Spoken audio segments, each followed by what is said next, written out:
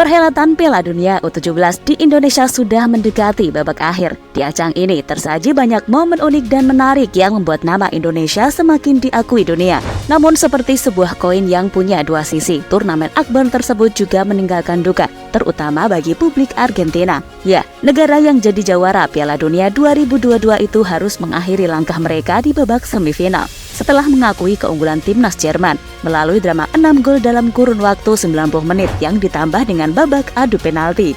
Naasnya momen kekalahan itu berbanding terbalik dengan kemenangan tim senior mereka ketika mengandaskan perlawanan Prancis di partai puncak Piala Dunia 2022 lalu, di mana Messi dan kawan-kawan juga harus melewati laga dengan skor 3-3 dan babak adu penalti, sampai akhirnya sah dinobatkan sebagai juara. Tak cukup sampai di situ, bintang Argentina pada kompetisi ini yakni Agustin Roberto juga harus merasakan nasib Kylian Mbappe saat dikalahkan negaranya. Pasalnya Roberto dan Mbappe sama-sama keluar sebagai top skor serta telah mencetak hat-trick, meskipun langkah mereka harus terhenti karena babak adu penalti. Dengan catatan minor tersebut, Argentina telah menambah daftar panjang timnas juara dunia yang gagal meraih kesuksesan di level junior. Namun itu bukanlah pertama kalinya bagi Argentina. Mereka juga sempat mengalami problem yang sama setelah Diego Armando Maradona dan timnya jadi juara tahun 1986, di mana tim Tenggo Muda gagal menoreh prestasi di tahun 1987. Bahkan mereka tidak lolos ke kompetisi Piala Dunia U17 di tahun tersebut. Lantas siapa sajakah negara lain yang mengalami nasib serupa?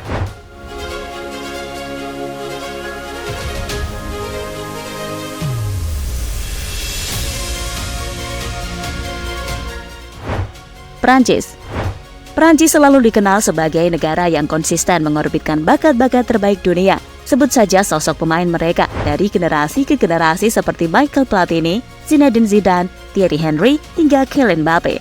Meskipun begitu, negara yang 2 kali jadi juara dunia ini juga sempat mengalami hal yang sama dengan Argentina. Tepatnya momen itu terjadi setelah Les Blues jadi kampiun tahun 98 dan 2018. Sementara itu, tim U17 mereka gagal merengkuh gelar juara di tahun 99 setelah kalah dari Brazil di partai puncak. Meskipun di tahun 2001 mereka sukses keluar sebagai juara untuk pertama kalinya. Padahal saat itu generasi mereka bisa dibilang tengah menurun karena tidak ada satupun nama personel mereka yang bertahan lama di level senior seperti Antonelli Talek, Hassan Ebda, dan sang top skor Florent Sinama-Pongolle.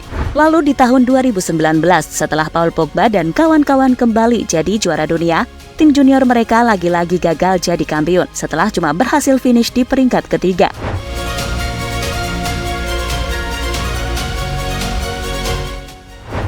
Jerman. Der Panzer Jerman dikenal sebagai tim spesialis turnamen karena kebiasaan mereka untuk tampil apik di setiap gelaran. Bahkan tim U17 mereka juga sama bagusnya dengan 2 kali masuk final di tahun 2023 ini, yakni di ajang Euro dan Piala Dunia. Namun sama seperti Argentina dan Prancis, skuad U17 Jerman juga pernah mengalami kemerosotan setelah timnas senior mereka jadi juara dunia tahun 90 dan 2014.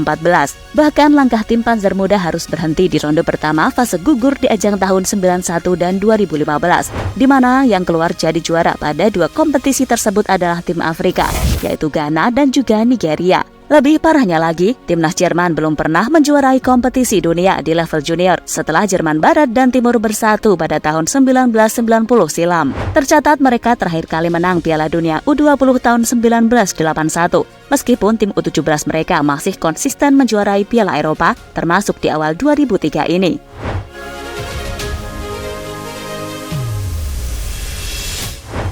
Italia. Skuad negeri Pisa juga sempat mengalami problem serupa seperti negara-negara besar lain dalam urusan prestasi tim junior. Mereka tercatat terakhir kali keluar sebagai juara tahun 2006 di level senior.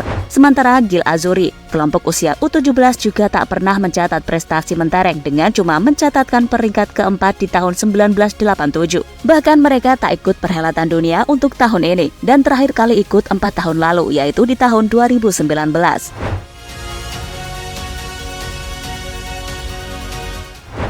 Brazil.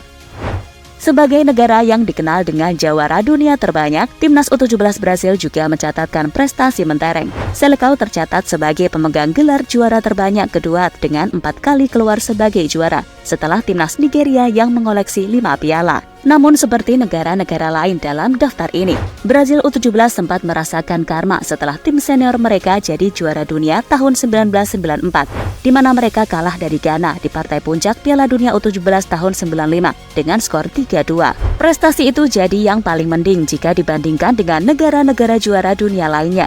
Tak heran saat itu Samba diperkuat beberapa nama yang akhirnya main di tim top Eropa, seperti Fabio Aurelio, Juan dan Julio Cesar. Namun itu bukanlah satu-satunya prestasi mentereng Brazil. Mereka bahkan jadi satu-satunya negara yang bisa mereguh gelar juara setelah timnas senior mereka jadi kampiun dunia. Momen ini terjadi di tahun 2003, tepatnya ketika mereka mengandaskan perlawanan Spanyol dengan skor 1-0. Padahal tim Matador saat itu diisi nama-nama top yang akhirnya jadi bintang dunia, seperti David Silva dan juga Cesc Fabregas. Sementara itu pemain dari skuad Brazil seperti Hugo Almeida, Ederson Campos, dan Arauca tak ada yang benar-benar punya karir mentereng.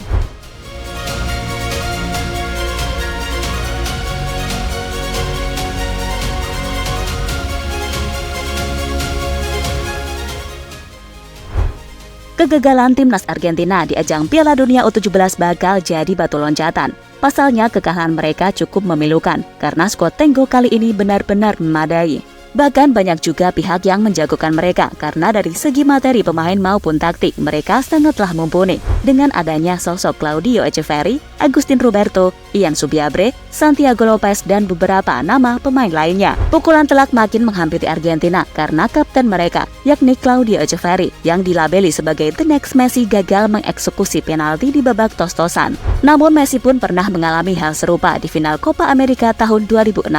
Namun lihatlah kini, La Pulga justru berhasil menyabet gelar kompetisi tim-tim Amerika Latin dan juga dunia hanya dalam kurun waktu 2 tahun, yakni pada 2001 dan 2022. Semoga saja suatu saat nanti kita bisa melihat skuad emas Argentina ini mendulang kesuksesan dan mengikuti jejak para seniornya, baik di level CONMEBOL maupun Piala Dunia.